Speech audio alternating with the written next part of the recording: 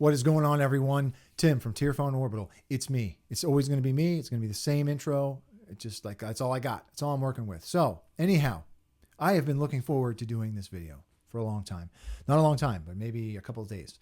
This video is actually for the Jawas Junkyard and Nerfherder Customs Krayt Slayer. This hilt, you guys, this is a beautiful hilt. And I might be biased because Benji, the designer of this hilt, is a good friend of mine. But taking that out of the picture, you guys, this is an awesome, awesome hilt. If you're looking for a unique hilt that sounds great, that has a lot of like vintage inspired parts in it, I highly suggest picking one of these up. This hilt is rad. I had a blast weathering this. I had a blast installing it. I was fortunate and grateful enough to be asked to do the hybrid chassis for this hilt. So I was just like really excited to install this and get it done, right? So I do want to come into Fusion and talk about this chassis. This is a unique chassis in that it is a Krayt Pearl Dragon or a marble revealed chassis. So I want to come into Fusion and talk about that. And then we will come up top. I will talk about what I did to my hilt. So this is my personal Krayt Slayer. I will talk about what I did weathering wise. And then of course we'll do all the regular stuff. We'll put we'll put a battery in it. I can't talk today. We'll put a battery in it. We'll put a blade in it and we will do a demo, right? So with all that out of the way, let's come into Fusion. Can't talk. I'm so excited. All right, here we are in Fusion.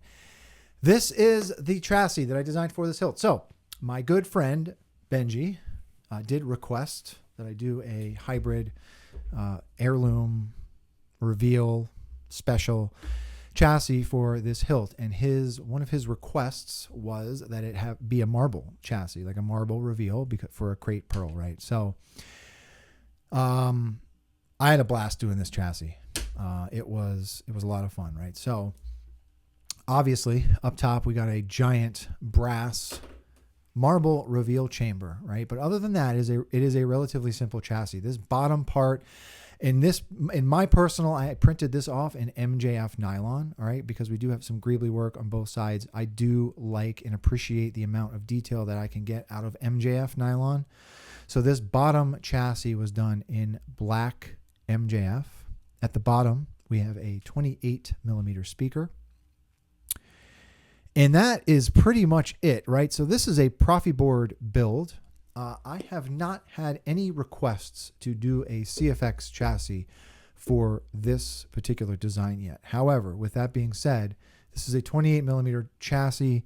There will probably be enough room for a CFX. So if I get a couple of people requests for a CFX version of this chassis, I would be happy to edit this to accept the CFX board. But as it stands now, this is a Proffie board chassis. This chassis is also, it's on my website. So if anyone is interested in purchasing this, you can do so, right? Because this chassis is so short, there was no room for a kill switch. Now, something that I have personally, right? This is just me talking at a personal level of the things that I like. I do not see a need for a kill switch, a particular need. If you are taking the grip off of your hilt to hit a kill switch, then you can take the battery out of the chassis to turn it off, right? That's just my opinion, right? And with all of that said, even if I wanted to put a kill switch in this build, there would be no room for it. So the compromise that I made wasn't really a compromise because of this. This started off as kind of like a personal build. I did not need a kill switch, so there is no kill switch in this chassis, right? So some people like having the peace of mind of having a kill switch, and that is fine. I don't mind putting kill switches. In fact, it's usual, like standard for me when I'm doing my chassis. But with that being said, if there is no room for it, it's not the end of the world, right? And that's just my opinion. So no kill switch. That's a long-winded way of saying there's no kill switch in this build, right? Proffie board does sit in this tray. It tucks up underneath these forks to help secure it into place. One of the things that I had to keep in mind when designing this chassis was switch placement, right? So the switches in this hilt are in the middle of the grip. Well, not the middle, but they are in the grip, right? They are housed in an MPP, not MPP. They're housed in a Graflite flash gun handle switch assembly. Benji modeled this to take a lot of vintage parts, right? So obviously these are replication or reproduction vintage parts, but it is a Graflite switch assembly, essentially, right? I think they're on MPPs as well. I could be I'm probably wrong, but I've seen them on Graflite Graflite grips, right?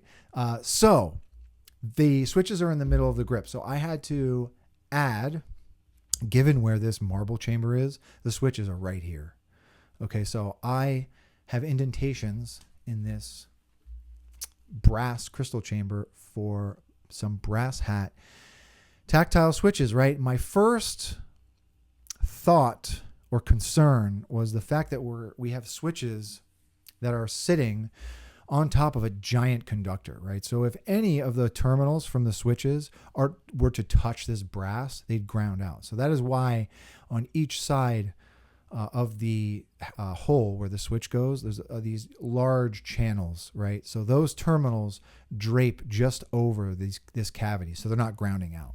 That was my first concern. Like, I thought about maybe doing some sort of like insulating 3D printed part to go in this, but I really just like the look of this being full brass. So I wanted to make sure that I did a test install on these chassis before offering them. And these switches were fine. They didn't ground out. I did insulate the bottom of the switch just in case as well with Captain tape.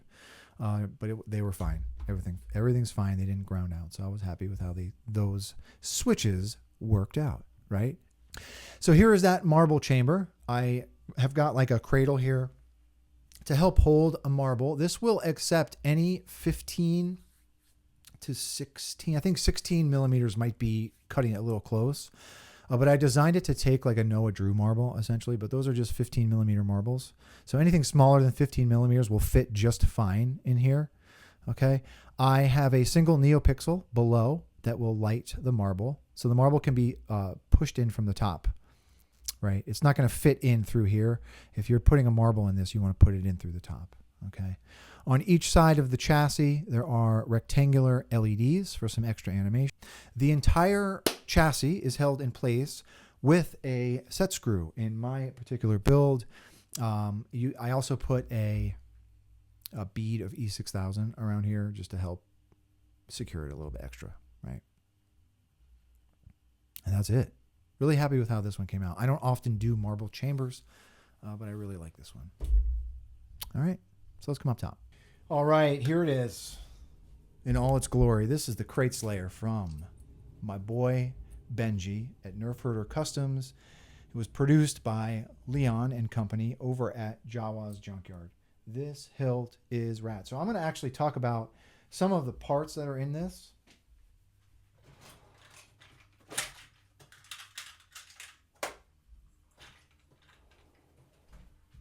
So obviously, a lot of these look familiar to me, right? So this grip is based on a Graflite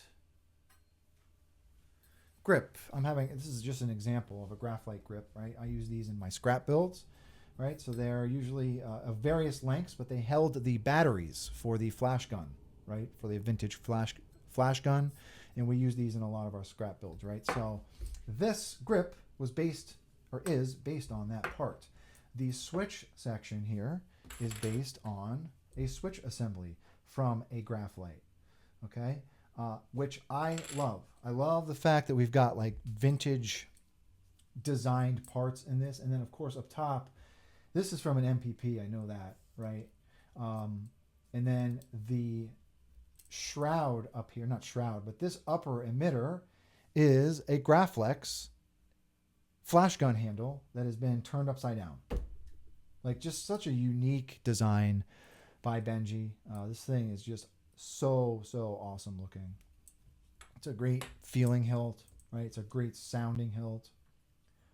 Really happy that Benji got to have another one of his creations in an actual run, right? So let's talk about the weathering that I did on this, okay?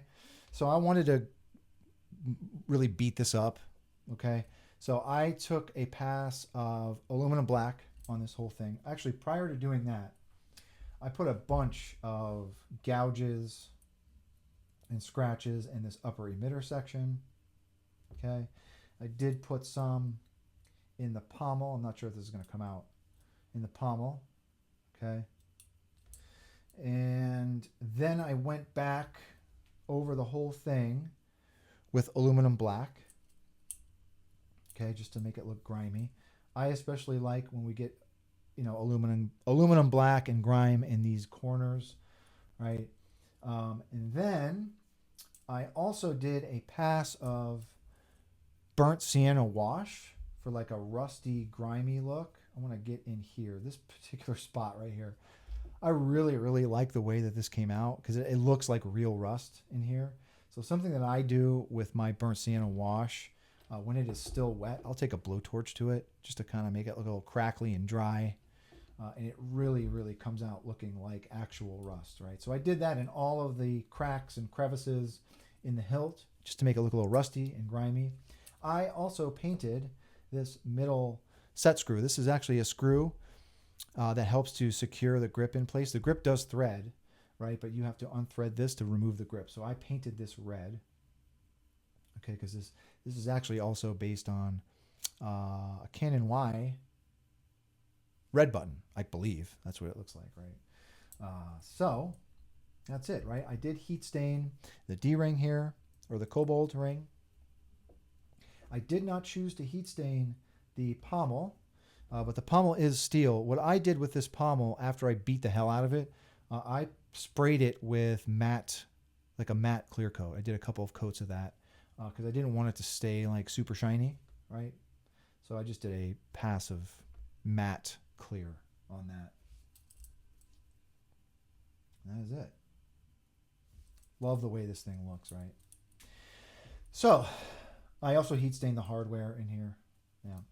So anyhow, so to get at your chassis, you want to unthread this decorative like red button. Okay, that comes off, and then you can unthread the whole grip.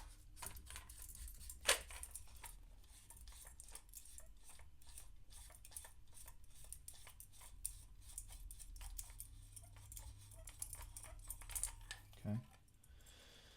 So here is the chassis. I am neglecting to mention that I put a very special Noah Drew marble in this. So this marble was actually given to me by someone in the community, Peter. It's an awesome. So Noah Drew's marbles are always cool looking. I've used them in numerous builds. This one is very unique in the fact that it has a triangle, like a triangular piece of opalite in it. So it's super, super unique looking. So when this was sent to me, I'm like, I knew that I wanted to put it in this build. I thought to myself, I have a perfect spot for that marble. So that is what that marble is. That's a Noah Drew marble. I did weather the marble chamber as well. Okay. And that's it. So I already have a battery in this. There's that marble. 2 LEDs on each side of the chassis.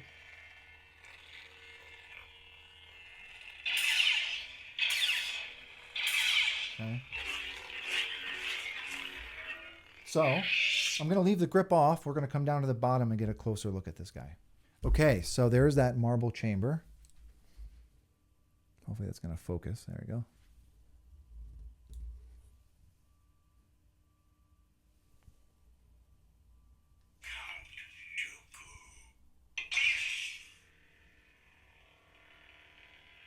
Chassis.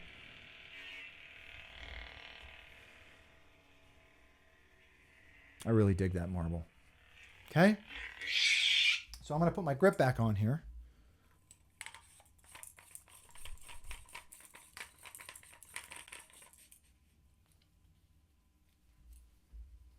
And then I'm going to put that red set screw, a red thumb screw in. And there we go. Really love how that burnt sienna wash came out in those crevices here. I'm just like really happy with how that came out. And of course you can see a little bit of that marble chamber through the grip. This hilt sounds fantastic. So when Benji designed the Corcus, which I have here, this is one of my other favorite hilts.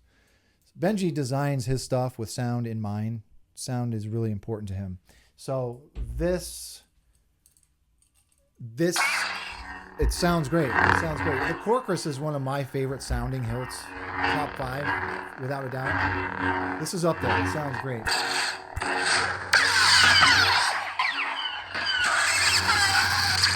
So let me go back a font here. Krayt Slayer. This has also been loaded with Krayt Slayer by my buddy K-Sith. K-Sith and Keenan and Benji worked on this font together. And it is a super unique font. If you listen carefully, you can kind of hear Krayt dragging in the background. I love like layered fonts like that. I mean, that's shows that like a lot of work went into making this font. It sounds great.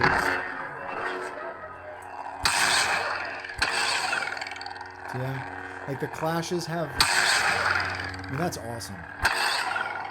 So let's put a blade in it. Yeah, it's like the clashes have that Krayt dragon snarl in the background. They sound great. So this is a 7/8 inch blade holder. So I'm going to put my blade in. The red button around back here serves as your blade retention, so you want to tighten that. And then you're ready to go. God, this sounds so good. I'm going to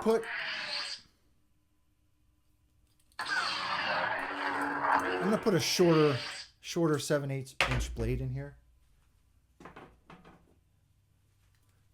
so I don't whack my ceiling fan again.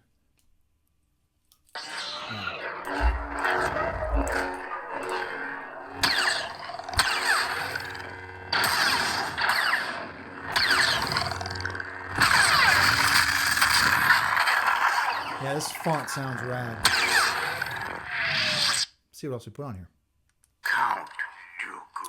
My other favorite font currently is this from Kyberphonic. This is Count's Claw.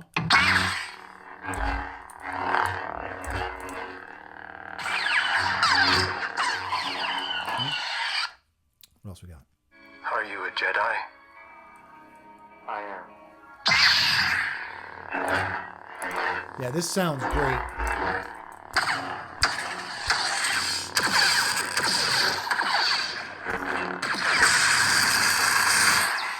Right. Let's keep going. My little green friend.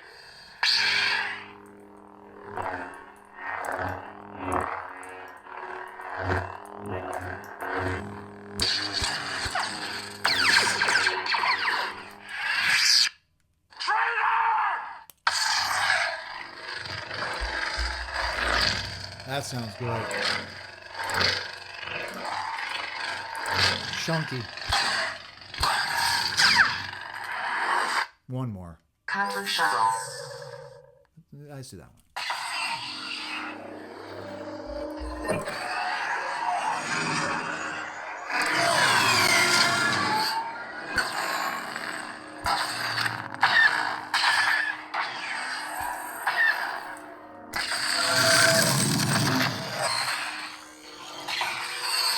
One more. The negotiations will be short. Let's find a unique one. Dissonance. This is a great sounding font. Love this font. This is from K-Sith.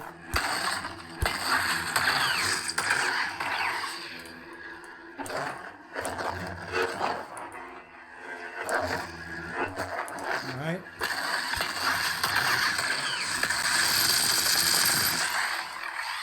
So that's it. That's the Krayt Slayer from Nerfherder Customs and Jawas Junkyard. This hilt is awesome.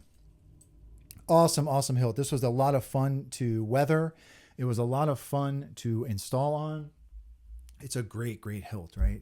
And I'm really, really happy that my dude Benji got another hilt out in the wild, right? So anyhow, with all that out of the way, thank you for watching. If anyone has any questions about this chassis or the install, please do not be a stranger. I have listed this chassis now on my website in the like hybrid chassis section of the website. So if anyone is interested, it can be purchased there. It is a breeze to install. So I had a lot of fun doing this one, right? So anyhow, with all that out of the way, thank you for watching, everybody. May the force be with you always. Have a good one.